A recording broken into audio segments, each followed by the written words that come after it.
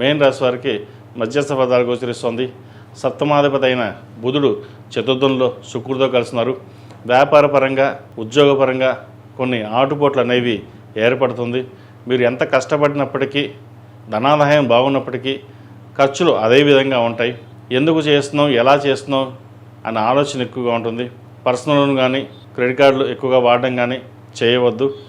అవసరమైతే తప్ప ధనాన్ని ఖర్చు చేయకుండా సేవింగ్స్కి ఉండడం చెప్పదగినది.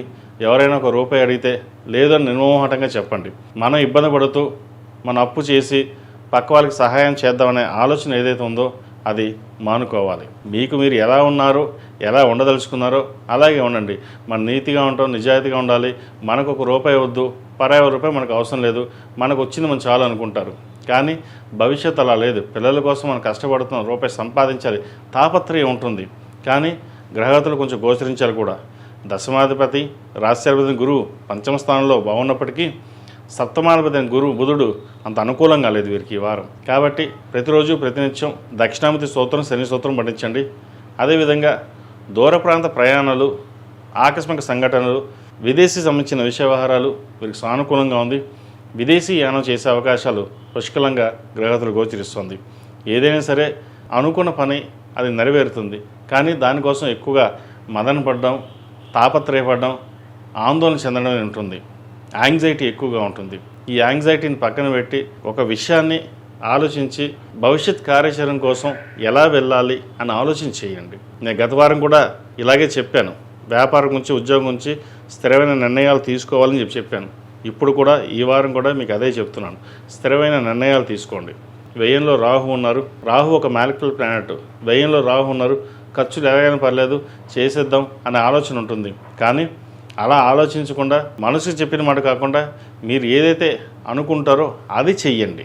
తద్వారా మంచి ఫలితం ఉంటుంది. అంతే తప్ప మనకి డబ్బులు వస్తున్నాయి, ఖర్చు ఉంటుంది అనే భావన ఎక్కువగా ఉంటుంది. అయితే మీరు చేసే కష్టపడేది ఏదైనా సరే మీ సంతానం కోసమే. సంతానం బాగుండాలి అనే వారి కోసం మీరు చేసే ప్రయత్నాలు ఏవైతే ఉన్నాయో కొంతవరకు లాభిస్తుంది. దూర ప్రాంత ప్రయాణాలు, పబ్లిక్లో పేరు ప్రఖ్యాతులు చక్కగా లభించేదిగా గ్రహగతులు గోచరిస్తోంది. ఈ రాష్ట్రాలకు మించిన విద్యార్థులకు కాలం అనుకూలంగా ఉంది. విదేశీ సంబంధించిన విషయ వ్యవహారాలు, విదేశాల్లో ఉండి చదువుకుంటున్న వారికి కాలం చక్కగా ఉంది. సెల్ఫ్ డ్రైవింగ్ విషయంలో కొంత జాగ్రత్త వహించండి. అదేవిధంగా భాగస్వామి వ్యాపారాలు కొంత నష్టపోయే అవకాశం గోచరిస్తుంది. మీ పేరు మీద చేసే వ్యాపారాలు మీకు లాభసాటిగా ఉంటుంది.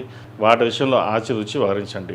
ఈ రాష్ట్రంలో మించిన స్త్రీలకు వృత్తి ఉద్యోగాల పరంగా సానుకూలంగా లేదు.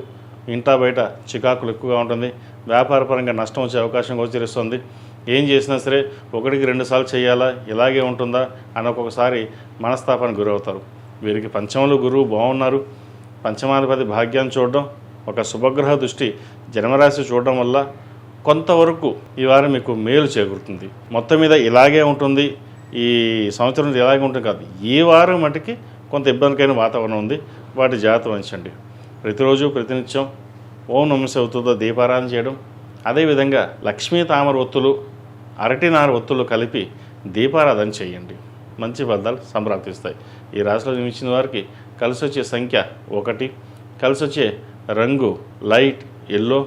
ఏదైనా పని మీద బయటికి వెళ్ళేటప్పుడు శుక్రవారం అడగాని, బుధవారం అడగాని వెళ్ళండి.